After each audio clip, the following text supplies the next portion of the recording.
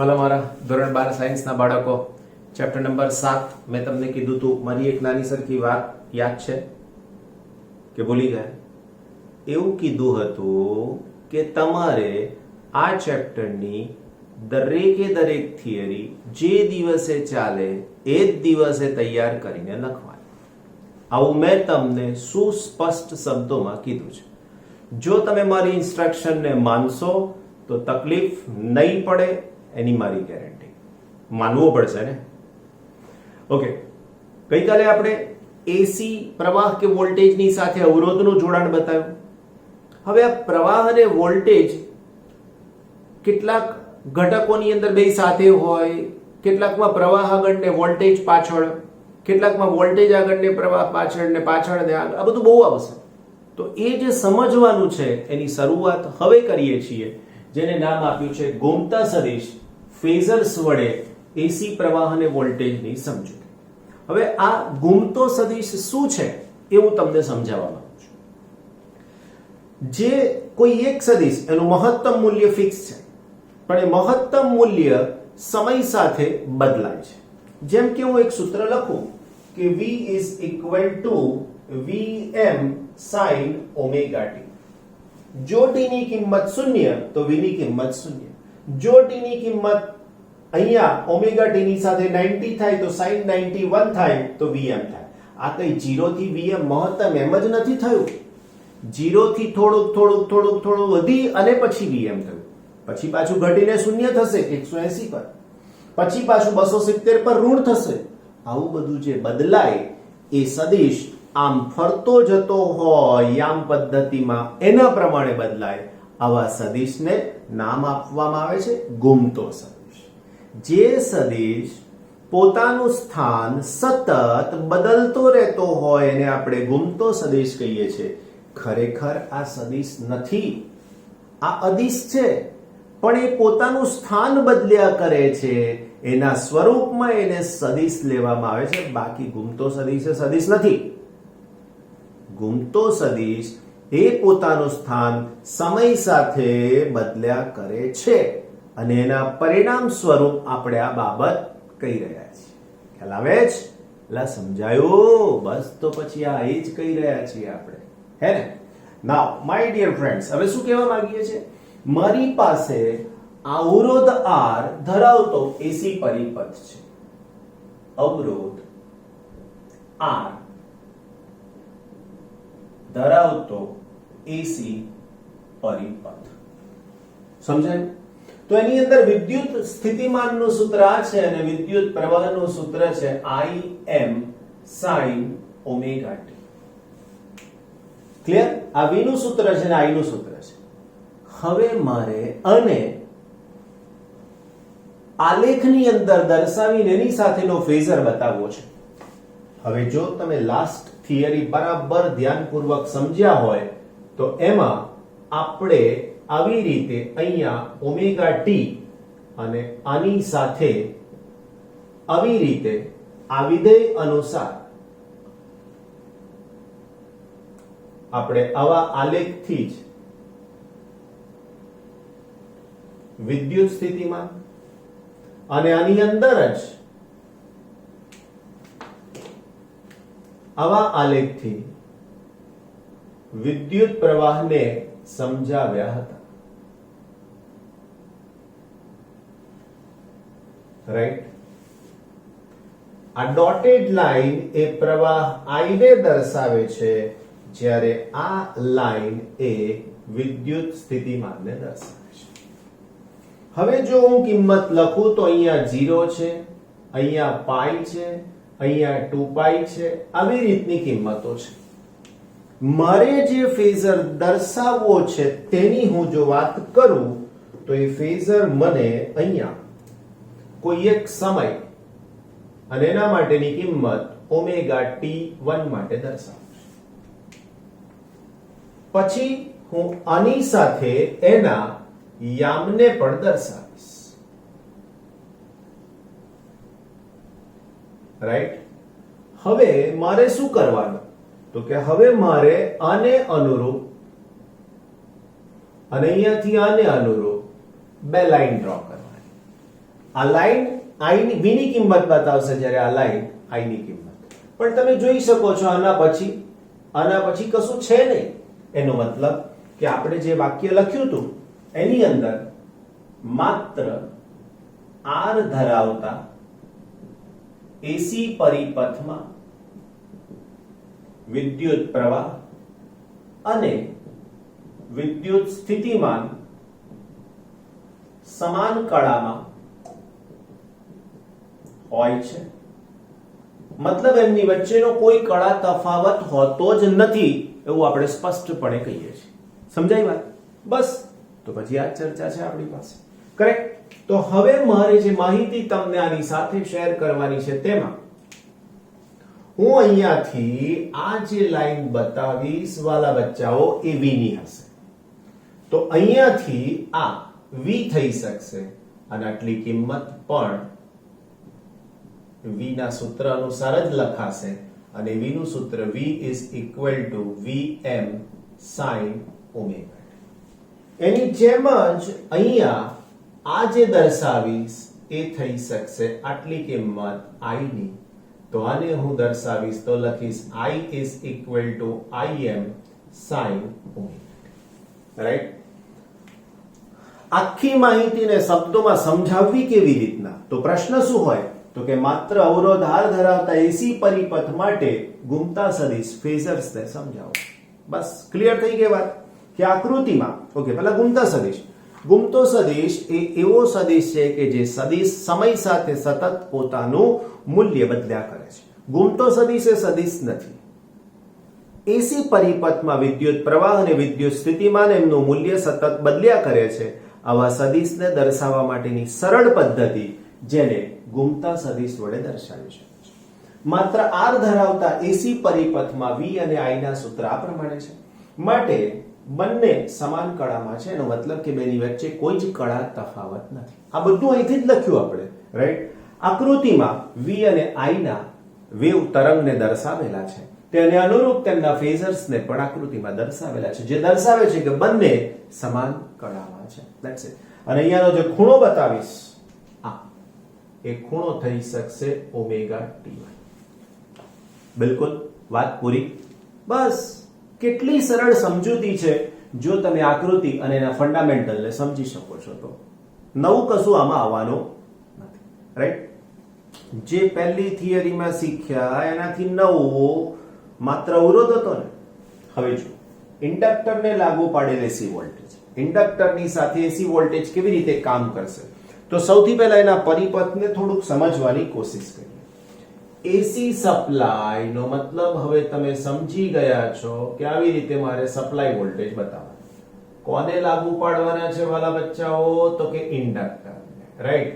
એ inductor તમે જે રીતે ડ્રો કરો એનાથી કોઈ નિસ્બત હોતી નથી. રાઈટ? આવી રીતે ડ્રો કર્યું છે. કેટલાક એને આવી રીતે પણ ડ્રો કરે છે. આપણે બુક પ્રમાણે ડ્રો કરવું હોય તો આવી રીતે પણ ડ્રો થઈ શકે છે. આ ઇન્ડક્ટર અને આ થયો એસી ઉદ્ગમ. કરેક્ટ? હવે આ જ આકૃતિનું વર્ણન તમને હું શીખવાડું 2-3 વાક્યો. આકૃતિમાં એસી ઉદ્ગમને ઇન્ડક્ટર સાથે જોડેલ છે. પહેલી વાત. બીજું, અહીં રહેલા ઇન્ડક્ટરનો અવરોધ શૂન્ય છે એટલે માત્ર એની પાસે ઇન્ડક્ટિવ પ્રોપર્ટી છે. એનો મતલબ આત્મપ્રેરકત્વ વાળી પ્રોપર્ટી છે, આત્મપ્રેરકત્વ વાળી જ લાક્ષણિકતા છે એવું કહેવાય. ફરીથી, ઇન્ડક્ટર પાસે માત્ર આત્મપ્રેરકતા વાળી લાક્ષણિકતા છે અને એને એસી સપ્લાય સાથે જોડે છે. એટલે આ ઘટક પોતે અવરોધની જેમ ઉર્જાને વ્યય કરી દેવાનું કામ કરશે નહીં. પરિપથને જો હું કિર્ચોફનો બીજો નિયમ લાગુ પાડું તો શું થાય? તો સૂત્ર લખી શકું કે v minus L into di by dt is equal to 0. આ ચેપ્ટરની તમારી જે રેફરન્સ બુક છે એની હું વાત કરું તો એની અંદર આ બધા સિમ્બોલ એમણે કેપિટલ લીધા છે. ટેક્સ્ટ બુકમાં બધા જ સિમ્બોલ સ્મોલ છે. તમારે કમ્પલસરી સ્મોલ સિમ્બોલ જ યુઝ કરવાના રહેશે એવું ધ્યાન રાખજો. ફરીથી એકવાર, ટેક્સ્ટબુકમાં બધા સિમ્બોલ સ્મોલ છે, ધેટ ઇઝ કરેક્ટ, કારણ કે એસી સિમ્બોલ સ્મોલ દર્શાવવામાં આવે છે. ડીસી સિમ્બોલ હોય તો એને કેપિટલ દર્શાવવામાં આવે છે. નોર્મલ ટ્રેન્ડ છે, હંમેશા એવું નથી, હંમેશા નહીં, નોર્મલ ટ્રેન્ડ છે. હવે આ સૂત્રમાં હું અહીંયાથી di by dt ને સૂત્રનો કરતા બનાવવા માંગતો હોય તો મારી પાસે v is equal to L into di by dt સૂત્ર થઈ શકશે. આના ઉપરથી હું આવું પણ લખી શકું કે di by dt is equal to what? તો you say it is v upon L. Correct? તો આ મારી પાસે વિદ્યુત પ્રવાહનો ફેરફાર દર્શાવતું સમીકરણ થઈ ગયું, જે સમય સાથે બદલાય છે એવું બતાવે છે. લખી શકીએ કે v બરાબર vm sin omega t મૂકતા આ કિંમત જો હું અહીંયા મૂકી દઉં તો મારી પાસે જવાબ થઈ જશે di by dt is equal to vm sin omega t divided by n. Correct? હવે જો હું આ સૂત્રની સાથે સરખામણી કરાવું સમયની સાથેની, તો આની અંદર y is equal to mx plus c. તો ઢાળ શૂન્ય, સોરી, અંતઃખંડ શૂન્ય થઈ જશે, પણ આ જો ઢાળ શોધશે તો vm upon l જેવું થઈ શકશે. આમાંથી વિદ્યુત પ્રવાહ મેળવવો છે તો લખીએ વિદ્યુત પ્રવાહ મેળવવા માટે સંકલન કરતા હું આનું સંકલન કરી દઉં તો એના પહેલા મારે લખવું પડે di is equal to Vm upon L into sin omega t into dt. तो integration di is equal to Vm upon L integration sin omega t dt plus અચળ. સંકલનની સાથેનો અચળાંક આવી જાય, ડાબી બાજુનું સંકલન થઈ શકશે I, અહીંયા સંકલન થશે Vm upon L sin નું સંકલન માઈનસ cos omega t અને આના છેદમાં ઓમેગા પ્લસ અચળ. I is equal to Vm upon omega L minus cos omega t. આ સૂત્ર થઈ ગયું વિદ્યુત પ્રવાહની સાથે સંકળાયેલું. તમે કહેશો સર અચળ ક્યાં ગયો? 0 થઈ ગયો. કેમ 0 થઈ ગયો તેનું કારણ પણ સમજાવું છું કે t બરાબર 0 સમયે પ્રવાહ I બરાબર, that means I is equal to 0 થાય છે. એટલે આ અચળને શેના પરિમાણ છે? તો કે જો આ પ્રવાહ છે તો આ પદ પણ પ્રવાહ છે, તો આ પણ પ્રવાહ હોય, પણ પરિપથમાં શૂન્ય સમયે પ્રવાહ શૂન્ય થાય, માટે અહીંયા લખી શકાય કે અચળ બરાબર 0 થાય. અને એના કારણે તમે આ અચળને કાઢી નાખ્યો છે. બીજું વાક્ય લખાય કે અચળને વિદ્યુત પ્રવાહના પરિમાણ છે. આવું કેમ? તો કે આ પ્રવાહ છે તો જમણી બાજુના દરેક પદ પણ પ્રવાહ જ હોય, એટલે પ્રવાહ પ્રવાહ અને પ્રવાહ આવું થાય. તો આને પણ પ્રવાહ છે અને એ શૂન્ય સમય શૂન્ય છે માટે 0 થાય, માટે આ સમીકરણ લખ્યું. સમીકરણ 2 પરથી અથવા તો સમીકરણ 2 ને લખતા તો સૂત્ર થઈ ગયું વાલાઓ I is equal to Im cos omega t. પણ આગળ માઈનસ નિશાની છે મારા વાલા બોલકાઓ, રાઈટ? બીજી વાત, ઓમેગા l શું છે? તો લખી શકાય જ્યાં ઓમેગા l એ ઇન્ડક્ટિવ રિએક્ટન્સ છે, જેને કહેવાય xm, જેને અવરોધ જેવા જ પરિમાણ છે અને તે એસી પરિપથમાં અવરોધ જેવું કામ કરે છે. ફરીથી એકવાર, અવરોધ એટલે સાદો સીધો વાહક તાર કે જે ગતિના એટલે કે ઇલેક્ટ્રોનની ગતિને અવરોધવાનું કામ કરે, રાઈટ? પણ અહીંયા જ્યારે ઇન્ડક્ટર જોડ્યું છે ત્યારે આ ઘટક ઓમેગા l એ ઇન્ડક્ટિવ રિએક્ટન્સ છે. શું નામ આવ્યું નવું? ઇન્ડક્ટિવ રિએક્ટન્સ છે. અને એને XL સિમ્બોલ થી દર્શાવીએ છે. એનો એકમ લખો ને ભૂલકાઓ, તો આ એકમ એનો ઓમ થાય. અવરોધ જેવું જ કામ, પણ ફરક એટલો કે એસી ની અંદર કામ કરશે, ડીસી માં નહીં હોય એવું આગળ તમને સમજાવીશ આ જ ચેપ્ટરમાં. તો આ વસ્તુ ક્લિયર થઈ ગઈ. બીજું, મારે આ માઇનસ નિશાની અને આ કોસ ને કાઢી નાખવા છે. કેમ? તો કે મારી પાસે v નું જે સૂત્ર છે એ આ છે. આની સાથે મારે સરખામણી કરી અને બતાવવું છે કે કોણ આગળ અને કોણ પાછળ. આ પરિપથમાં વોલ્ટેજ અને પ્રવાહની સાથે સરખામણી કરીને બતાવવા માંગુ છું કે કોણ આગળ છે ને કોણ પાછળ છે. રાઈટ? તો એના માટે હું આ સૂત્રને લખીશ સમીકરણ નંબર 3. તો અહીંયા લખું સમીકરણ 3 ને લખતા I is equal to Im sin omega t minus pi by 2. આ બધું તમે 11મા ધોરણમાં શીખ્યા છો ને, દિવ્યેશ સરે પણ તમને શીખવાડ્યું છે. હવે મેં આ કોની જગ્યાએ લખ્યું તો અહીંયા મારે બાજુમાં લખવું પડે, કારણ કે minus cos omega t is equal to sin omega t minus pi by 2. ચરણ પ્રમાણે આ બધી કિંમતો પાઈ બાય 2 ની સાથે બદલાતી હોય છે, ક્યારેક પ્લસ ક્યારેક માઇનસ. પણ એક વાત નક્કી છે, પાઈ બાય 2 આવે તો સાઈન નું કોસ થઈ જાય, અને કોસ ને સાઈન બનાવવા હોય તો આવી રીતના મૂકવાનું. પણ આવું જ કેમ? તો એ ચરણ પ્રમાણે મૂક્યું છે. હાલમાં આ પદ તમને ચોથા ચરણમાં મળશે.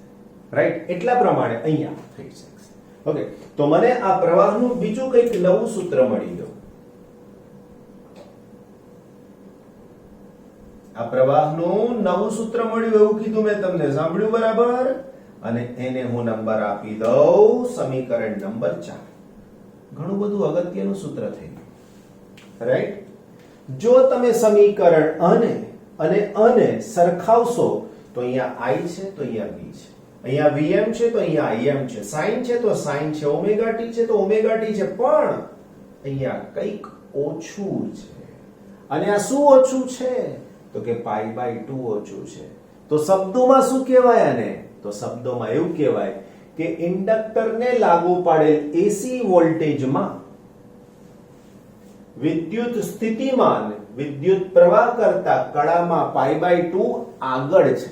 પણ મારે માઇનસ નિશાની સાથે યાદ રાખવું હોય તો આવું લખાય, માત્ર ઇન્ડક્ટર ધરાવતા એસી પરિપથમાં વિદ્યુત પ્રવાહ એ વિદ્યુત સ્થિતિમાન કરતા કડામાં પાઈ બાય 2 રેડિયન જેટલા પાછળ છે. આ પાઈ બાય 2 એટલે એક્ઝેક્ટલી જો એને હું આવર્તકાળમાં લખું તો શું થાય? તો એક ભ્રમણ માટેનો સમય એટલે આવર્તકાળ. એક ભ્રમણમાં મળતો ખૂણો એટલે 2π. બેને જોડી દઉં છું. એક ભ્રમણ એટલે આવર્તકાળ જે ખૂણો બનાવે 2π. 2π ની સાથેનો આ ચોથો ભાગ છે, જોઈ લેજો. 2π divided by 4 pi by 2. 2π divided by 4 એટલે pi by 2. આ શું કહેવા માંગે છે? આ એવું કહેવા માંગે છે કે બેની વચ્ચેનો કળાનો તફાવત પાઈ બાય 2 છે, તો બેની વચ્ચે આવર્તકાળનો તફાવત t બાય 4 છે. તો અહીંયા લખી શકાય બે વચ્ચે સમય તફાવત t બાય 4 છે. t એ આવર્તકાળ છે, બરાબર સમજજો. t આવર્તકાળ છે એવું સમજી લેજો. રાઈટ? તો બધી માહિતી માત્ર ઇન્ડક્ટર ધરાવતા પરિપથની સાથે થઈ. હવે મારે આનો ફેઝર ડાયાગ્રામ ડ્રો કરવો છે. ફેઝર ડાયાગ્રામ આવે ને એટલે એક વાત મગજમાં ફિક્સ કરી લેવાની કે આ V વાળો ડાયાગ્રામ સેમ ટુ સેમ જશે, કોઈ ચેન્જ નહીં આવે. જો કેવી રીતના ડ્રો થાય હું તમને મસ્ત એકદમ સરળ ભાષામાં, તમારા દિવ્યેશ સરની ભાષા કેવી છે ભૌતિક વિજ્ઞાનને સમજાવવાની, તો કે એકદમ સરળ હે ને. તો બસ એવી જ સરળ શૈલીમાં તમને સમજાવી દઉં. તો પહેલા હું વિદ્યુત સ્થિતિમાન બતાવું છું. હું આખો ફેઝર ડ્રો કરીશ વિદ્યુત સ્થિતિમાનનો. કરેક્ટ? હમણાં જે ડ્રો કર્યો હતો ને મારા વાલા ભૂલકાઓ, બસ એ જ ફેઝર ડાયાગ્રામ દેખાય છે બધાને બરાબર? શાંતિથી, સરળતાથી. આને કહીશ 0, આને કહીશ પાઈ અને આને કહીશ 2π. કરેક્ટ? મારે કયા સમય ડ્રો કરવું છે? સમય બિલકુલ ફિક્સ છે આપણી પાસે, અને આ સમયને કહી દો અહીંયાથી ω_t1. આ સમયને નામ આપી દઉં છું ω_t1. રાઈટ? હવે એના માટેનો જો હું ફેઝર ડ્રો કરીશ તો મને અહીંયાથી આવો ફેઝર મળશે, વિદ્યુત સ્થિતિમાનનો ફેઝર. રાઈટ? તો આ વિદ્યુત સ્થિતિમાનનો ફેઝર થઈ ગયો. રાઈટ? હવે એ વિદ્યુત સ્થિતિમાનના ફેઝર માટે મારે જો અહીંયાનું સૂત્ર લખવું હોય આટલું, તો એ સૂત્ર હું v લખી શકીશ. આખું સૂત્ર લખવું હોય તો v Vm sin ωt લખાય. રાઈટ? ઓકે, તો અહીંયા લખવું હોય તો લખી દઈએ, ચાલો ને. Vm sin ωt. ઓકે, આખું પદ Vm sin ωt. બરાબર? ચાલો, હવે મારે I નો ફેઝર ડ્રો કરવો છે. I નો ફેઝર તો હું કેવી રીતે ડ્રો કરીશ? તો કે સર I ના ફેઝર માટે તો -π/2 છે. એનો મતલબ કે જ્યારે આ શૂન્ય હોય ત્યારે પ્રવાહ વિરુદ્ધ દિશામાં મહત્તમ હોય. એનો મતલબ ખબર પડે જ, અહીંથી શરૂ થશે આલેખ. એ 0 અહીંયા થશે, મહત્તમ અહીંયા થશે. રાઈટ? પાછો 0 અહીંયા થઈ શકશે, પાછો મહત્તમ અહીંયા થઈ શકશે. ધેટ મીન્સ આલેખ આપણી પાસે આવો થશે. એક્ઝેક્ટ. હવે આ વખતે મારી પાસે, આ જ વખતે મારી પાસે આ ω_t1 છે. ખ્યાલ આવ્યો? અને એ જ ω_t1 માટે હવે હું I નો ફેઝર ડ્રો કરીશ ને મારા વાલા બચ્ચાઓ, તો અહીંયાથી મને આવું કંઈક મળશે. રાઈટ? તો અહીંયાથી હું ડ્રો કરીશ આ I નો ફેઝર. વાલાઓ, બે વચ્ચેનો ખૂણો જોઈ લો, બે વચ્ચેનો ખૂણો જોઈ લો, π/2. એક્ઝેક્ટલી π/2. અને આ જે છે ને એને હું નામ આપી શકું Im sin ωt -π/2. લખવાનું તમારે ટેક્સ્ટબુકમાં બધું આપેલું છે મસ્ત સમજાવીને. આ ના દેખાતું હોય ત્યાંથી લખી નાખવાનું, પછી આમ નહીં જોવાનું, ટેક્સ્ટબુકમાંથી જ છે આ બધું. સમજાઈ ગયું ને? હવે આનું વર્ણન અહીંયા પણ લખ્યું છે. તો આ ફેઝર ડાયાગ્રામ થઈ ગયો મારા વાલાઓ. શેના માટેનો? માત્ર ઇન્ડક્ટર ધરાવતા એસી પરિપથની સાથે. રાઈટ? હવે એની સાથે જે પાવર સંકળાય છે એની પણ થોડી ચર્ચા કરી લઈએ. હવે આપણો પ્રશ્ન એવો છે કે આ પાવર જે હમણાં મેં તમને વાત કરી કે આ પાવર, આ ઇન્ડક્ટર એ પાવર વ્યય કરે છે કે કેમ એ સમજવું છે. તો એના માટે ડીસી પરિપથમાં જેમ અવરોધ પાવર વ્યય કરે છે અહીંયા પાવર વ્યય થાય કે કેમ ચકાસવું છે. તો અહીંયા સૂત્ર લખું, power P = V × I. V નું સૂત્ર તો લખી શકાય Vm sin ωt, એવું જ Im sin ωt -π/2. આપણી સરળતા માટે આને લખી શકીએ Vm Im sin ωt cos ωt minus. જેવું પદ આ હતું એના માટે આ લખ્યું. હવે મારી પાસે આ છે તો મારે આ લખવું છે. જોઈ લો, થઈ ગયું ને? બસ, તો પછી આ શું બતાવે છે?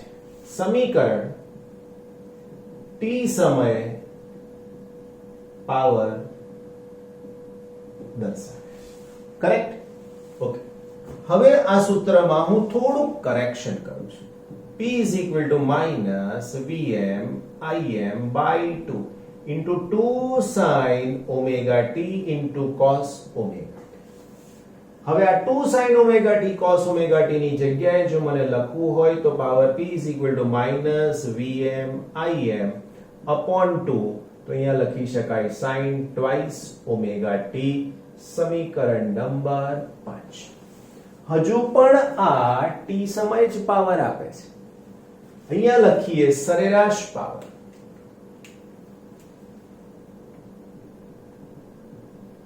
સરેરાશ પાવર. હવે તમને એમ થાય કે સરેરાશ લેવાની કેમ જરૂર પડી? બતાવું ને, સમજાવું ને. આ જે સૂત્ર છે એ ચોક્કસ આ t1 સમય હોય તો આના માટે સંકળાયેલો પાવર આપે, પણ મારે તો એક આખા ચક્ર માટે પાવર જોઈએ છે. હા, તો એના માટે જોઈતું હોય તો સરેરાશ લેવું પડે. તો હવે હું લખું સરેરાશ power p - vm im by 2 અને એની સાથે sin twice ઓમેગા t.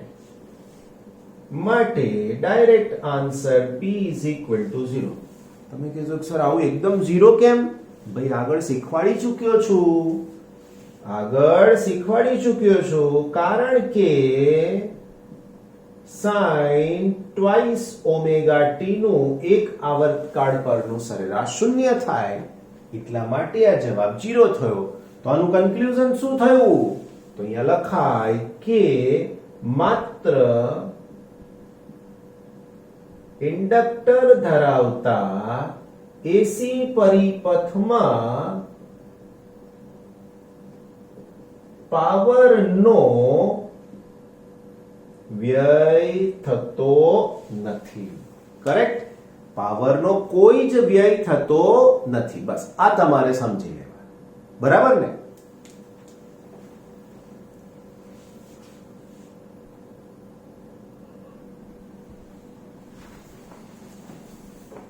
હવે ઇન્ડક્ટર જ્યારે એસી માં જોડાયેલો હોય ત્યારે એમાં પાવર નો સરેરાશ મૂલ્ય શૂન્ય થવા જાય છે. એનું કારણ આ બધી આકૃતિમાં સમજાવે. અને ગોખાય નહીં, હજી તમને કહી રહ્યો છું, ગોખવાનો કોઈ મતલબ નથી. આની અંદર આની સાથેની જ વાત મૂકવામાં આવે છે. ચાર બાબત છે. આ લાઈન વોલ્ટેજ બતાવે છે, જોઈ લો. આ બ્લેક કલરની લાઈન પ્રવાહ બતાવે છે. આ ડોટેડ બ્લુ કલરની લાઈન ફ્લક્સ બતાવે છે અને આ લાઈન બ્લુ કલરની એ પાવર બતાવે છે. 0 થી 1, 1 થી 2, 2 થી 3, 3 થી 4. હવે આ જે નીચે જે સમજાવ્યું છે એ ખાલી સમજવાનું છે. શું કીધું છે 0 થી 1 માં? તો કે 0 થી 1 દરમિયાન એ પાસે, એ એટલે આકૃતિમાં અહીંયા a અને b એમણે આપેલું છે, આપણે a b લખી નાખીએ, કઈ વાંધો નથી, દરેક આકૃતિમાં આવશે. આકૃતિમાં દર્શાવ્યા મુજબ a અને અહીંયા b દરમિયાન a પાસેથી ગુચડામાં પ્રવાહ દાખલ થશે. દાખલ થતો પ્રવાહ 0 થી મહત્તમ સુધી વધે છે. જોઈ લો 0, આ i 0 થી મહત્તમ સુધી આ 0 થી 1 માં વધે.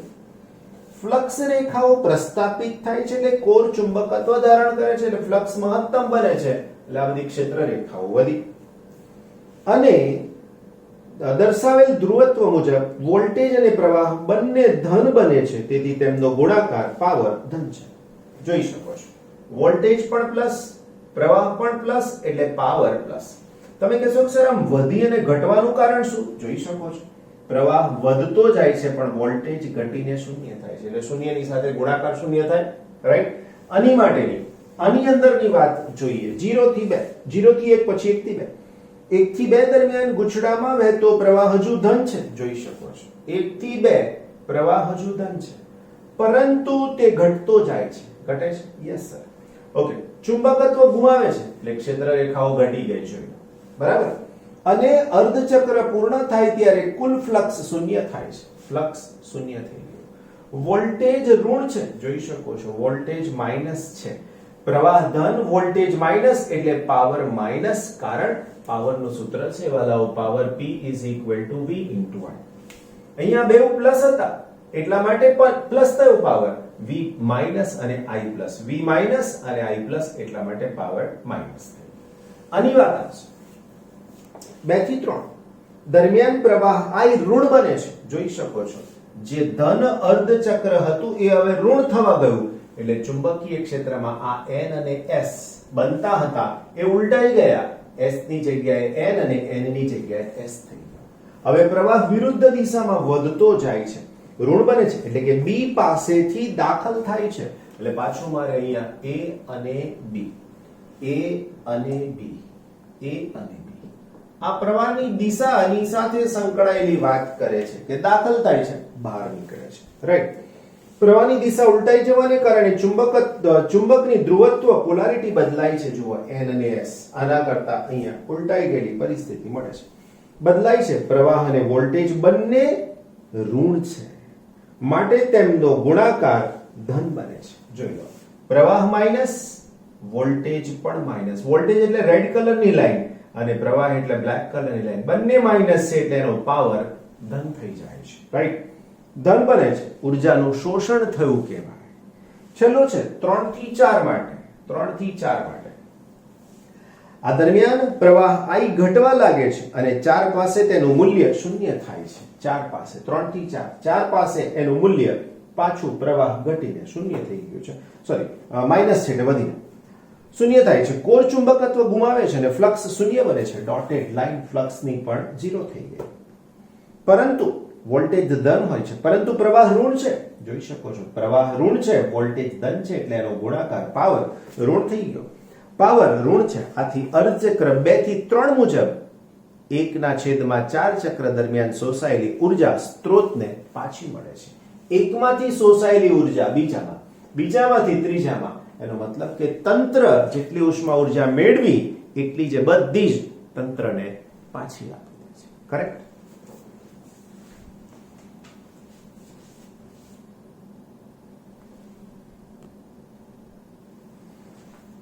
બચ્ચા માટે 7.2 નંબરનો એક દાખલો પણ ગણી લઈએ. 25 milli henry, L is equal to 25 milli એટલે 10 ની -3 ઘાત હેનરી ના એક શુદ્ધ ઇન્ડક્ટર ને 220 વોલ્ટના supply V is equal to 220 volt supply ને એટલે તમે RMS પણ લખશો તો ચાલશે. સપ્લાય સાથે જોડેલ છે. જો સ્ત્રોતની આવૃત્તિ nu is equal to 50 hertz હોય તો ઇન્ડક્ટિવ રિએક્ટન્સ, એનો મતલબ કે XL કેટલા થાય તે, અને પરિપથનો IRMS કેટલો થાય તે. રાઈટ. ડાયરેક્ટ જવાબ જ છે કે inductive reactance XL is equal to, વાલા બચ્ચાઓ, omega L is equal to 2 pi nu L. 2 pi 3.14 nu 50 અને 25 into 10 raised to -3. વાલા બચ્ચાઓ, એક્સેલ નો આન્સર ગણતરી કરીને મેળવી લેવાનો, જવાબ ઓમમાં. રાઈટ. એના પછી IRMS તો લખીએ IRMS is equal to VRMS ના છેદમાં XL. VRMS 220 છે મારા વાલા બોલકાઓ. આ XL શોધો, અહીંયા મૂકી દો તો એ પ્રવાહ તમને એમ્પિયરમાં મળી જશે. ગણતરી તમારે કરવાની, કારણ રિક્ષામાં તમારે બેસવાનું છે. રિક્ષામાં તમારે બેસવાનો છે. કઈ કન્ડિશન, કઈ શરતનું પાલન કરવા કીધું છે એસી સર્કિટમાં? રોજની થિયરી રોજ તૈયાર કરશે એવું તમે મને પ્રોમિસ આપેલું છે. ઘણા કહેશે સર અમે ક્યાં આપ્યું છે? લઈ લીધું છે. આપ્યું નથી, લઈ લીધું છે. માનશો ને વાતને? ગુડ.